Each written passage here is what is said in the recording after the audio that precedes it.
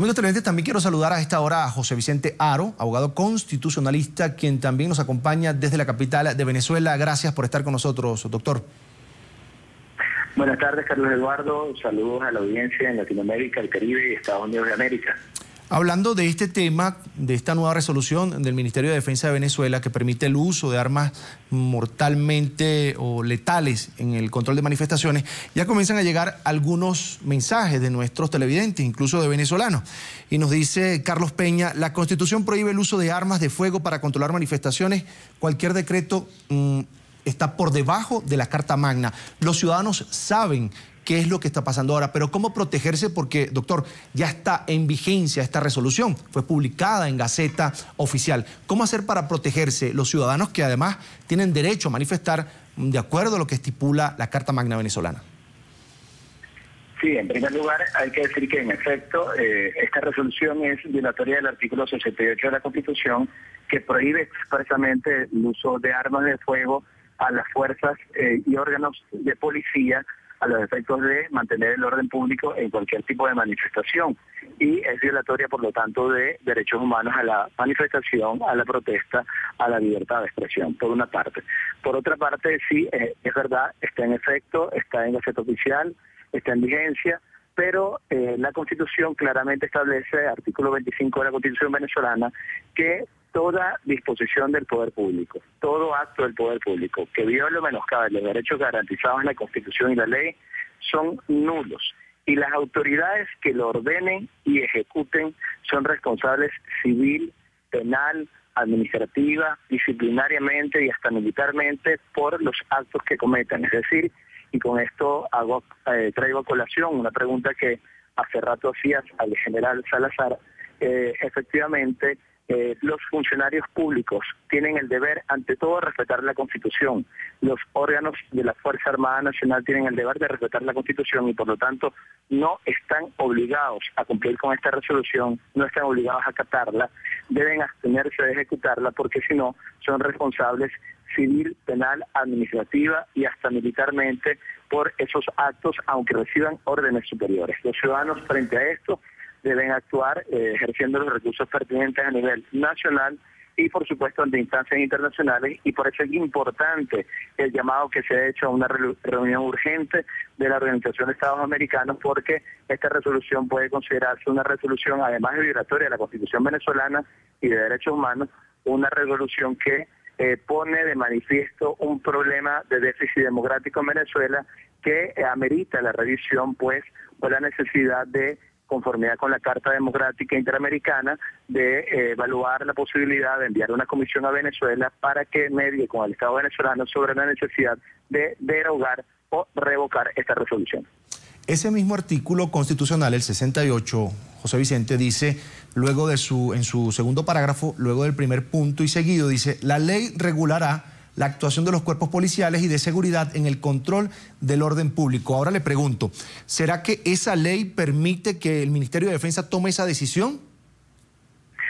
No, en lo absoluto. De hecho, estamos hablando ahorita de una resolución. La resolución tiene rango sublegal. Una ley es distinto a una resolución. La resolución debe ser o es emitida o ha sido emitida por un ministerio, es un acto administrativo y no es una ley. Las leyes son emitidas por el Parlamento, por la Asamblea Nacional, y como en este caso se trata de una ley que restringe o limita derechos constitucionales, debe ser aprobada por las 2/3 partes de los integrantes del Parlamento, según lo establecido en la Constitución en el artículo 203. Y finalmente, cualquier ley que se utilice para limitar un derecho humano, un derecho constitucional, como es el derecho a la manifestación, debe ser consona con los principios constitucionales, es decir, con ese principio constitucional de la prohibición de armas de fuego. Así se establezca a través de una ley orgánica y así lo emite el Parlamento. Con mayor razón, una resolución del Ministerio de la Defensa, que es un simple acto administrativo, no puede hacerlo sin que eso signifique una grave violación a la Constitución y a los derechos humanos. Sabemos que está en la Constitución esa protección, esa muralla que protege al ciudadano. En este caso, vayamos más allá. Pactos internacionales que la Constitución los hace ley. ¿Se violaría algún pacto internacional con una resolución como esta?